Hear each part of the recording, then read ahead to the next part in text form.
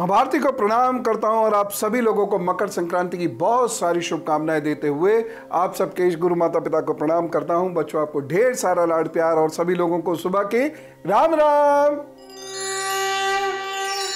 देखिए, अगर पित्त शरीर में बन रहा है तो यह मान के चलिए कि आगे जाकर कहीं कोई गंभीर रोग आपको जकड़ेगा जरूर। इसीलिए कोशिश ये कीजिए कि आज से ही पित्त ना हो। बहुत सारे लोगों से जब मैं कहता हूं कि आपके शरीर में पित्त बनेगा और उसकी वजह से आपको भारी मुसीबतों का सामना करना पड़ेगा, तो वो कहते नहीं, हमारे शरीर में तो कोई एसिडिटी नहीं होती। इसके दो कारण हो सकता है कि उनका जीवन बहुत संयमित बीत रहा हो, और दूसरा इसका कारण है, ये हो सकता है आज ना हो कल हो जाए, क्योंकि यदि शरीर में टेंडेंसी है तो कभी ना कभी वो उभरेगी अवश्य। और पित्त के कारण होने वाले रोग इतने भयानक होते हैं कि मैं उसकी चर्चा भी आपसे नहीं कर सकता।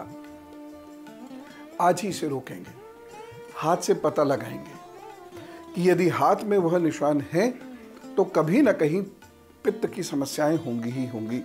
एसिडिटी की वजह से बड़े गंभीर रोग होंगे ही होंगे। और है तो दो उपाय बस, सब ठीक।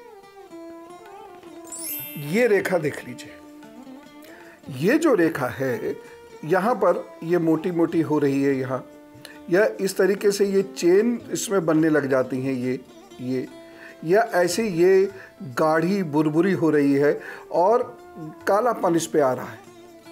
ऐसे ऐसे यहाँ जो ये रेखा हो रही है, यहाँ कालापन इस पर आ रहा है। अगर इस रेखा पर ये समस्याएं आ रही हैं तो ये तय है भाई साहब कि आज नहीं तो कल पित्त की वजह से स्नायु से संबंधित परेशानी होगी, यानी नर्वस सिस्टम से रिलेटेड परेशानी होगी। क्या क्या इसके सिम्टम्स होते हैं? इसका पहला सिम्टम तो यही होगा कि स्मरण शक्ति कमजोर हो रही होगी, और ये शनह शनह होती है, एकदम से नहीं होती है कि आप रात को ठीक ठाक सोए, सुबह को कुछ याद नहीं आ रहा। ये धीरे धीरे होता। पहले क्या होता है, याद करने पर आपको ज्यादा जोर देना पड़ता है। आप सहारा ढूंढने लगते हैं कि आपको चीजें याद ना रखनी पड़े।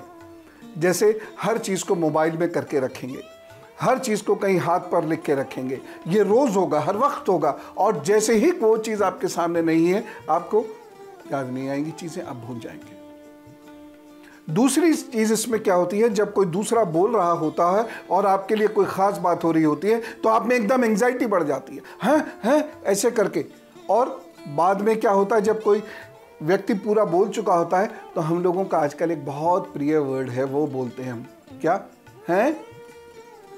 जब एक व्यक्ति ने सारी बात खत्म कर दी तब हम कहते हैं। आजकल बहुत प्रिय वर्ड बन रहा है। ये एक्चुअली इसलिए बन रहा है क्योंकि शरीर में पित्त इतना बढ़ने लगा है कि वह हमारे स्नायु तंत्र को नुकसान पहुंचा रहा है। उसकी वजह से शरीर में हमारे व्याकुलता है, हमारे अंदर एंग्जाइटी है। इसलिए जैसे ही कोई कुछ बोलना शुरू करता है हम एंग्जाइटी की वजह से उसको सुनना बंद कर देते हैं और फिर उससे कोशिश करते हैं कि रिपीट करो, तुमने अभी क्या बोला, दोबारा बताओ। ये काफी गंभीर समस्या है।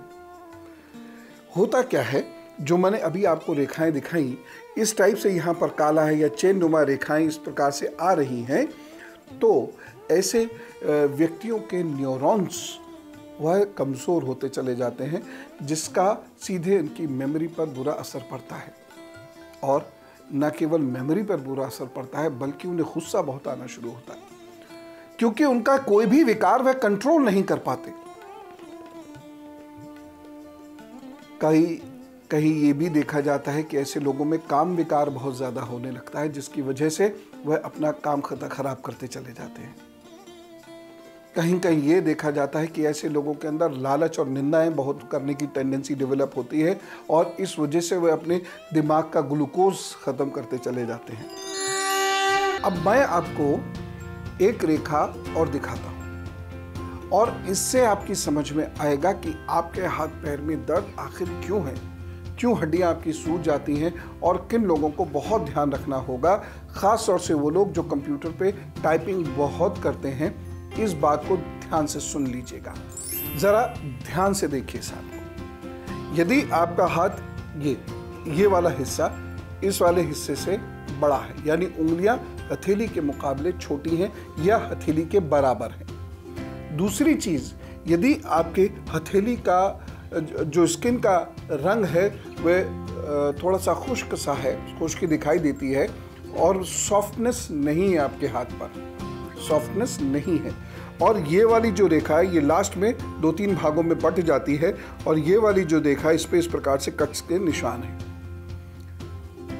यह पित्त की उस स्थिति को दिखाती है जिसकी वजह से कभी ना कभी जीवन में सीरम यूरिक एसिड डिस्टर्ब होगा।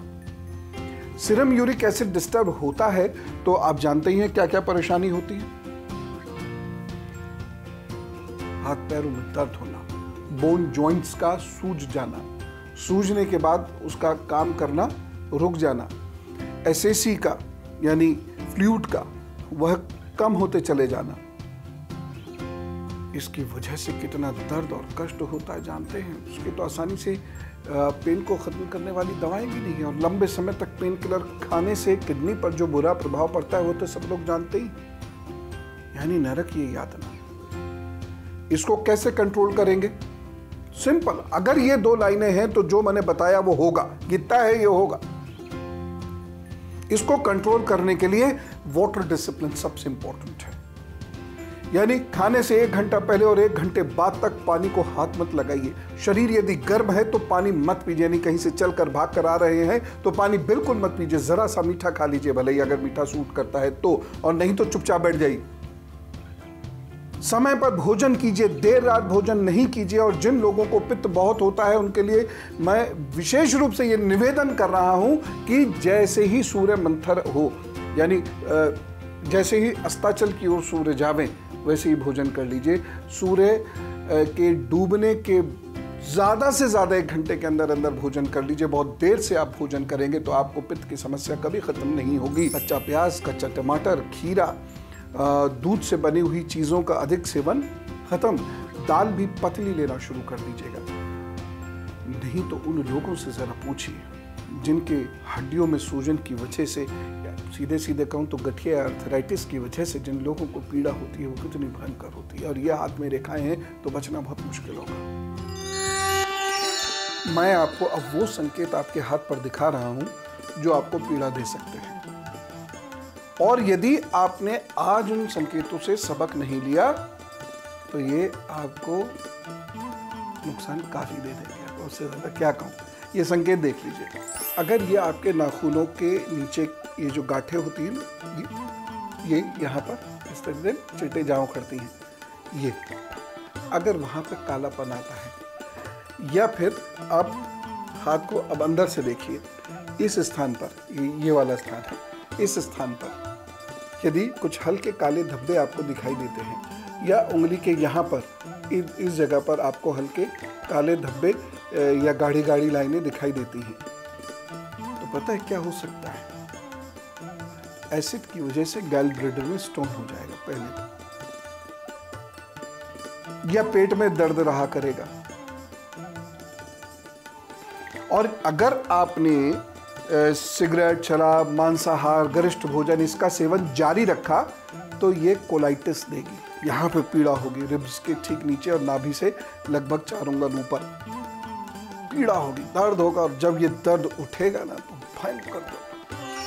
और अब गुरु मंत्र देखिए, ये बात तय है कि यदि आपके पित्त बहुत बनता है तो आप बहुत अच्छे से कुशलतापूर्वक अपने कार्य नहीं कर पाएंगे। आप क्रोध का शिकार रहेंगे, व्याकुलता का शिकार यानी बेचैनी का शिकार रहेंगे, आपके अंदर एंग्जाइटी बहुत ज़्यादा होगी, और पित्त बहुत बनेगा तो आप अनर्गल बात किसी के सामने कह सकते हैं, किसी से कुछ भी कह सकते हैं, निंदा कर सकते हैं, आदि आदि। ये सारे दोष आपकी तरक्की को रोक देंगे। और सीधी सी बात है, यदि आप पित्त बना रहे हैं अपने पेट के अंदर और नहीं ध्यान रख रहे हैं उसका, तो आपका सूर्य मंगल दोनों आपको बुरा फल दे रहा है, ये तय बात मान के चलिएगा। अब इसे कंट्रोल कैसे करेंगे? सबसे पहले तो ऐसे लोगों को मैदा वाला, गरिष्ठ भोजन, तेल, पका हुआ, ज़्यादा तला हुआ भोजन खाना एकदम बंद कर देना चाहिए, और समुद्री नमक का इस्तेमाल करना बिल्कुल बंद कर दें।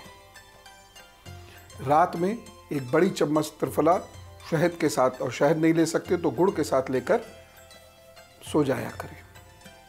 थोड़ा थोड़ा कई बार खाएं, और भोजन के 1 घंटे पहले और 1 घंटे बाद तक जल बिल्कुल नहीं पिए।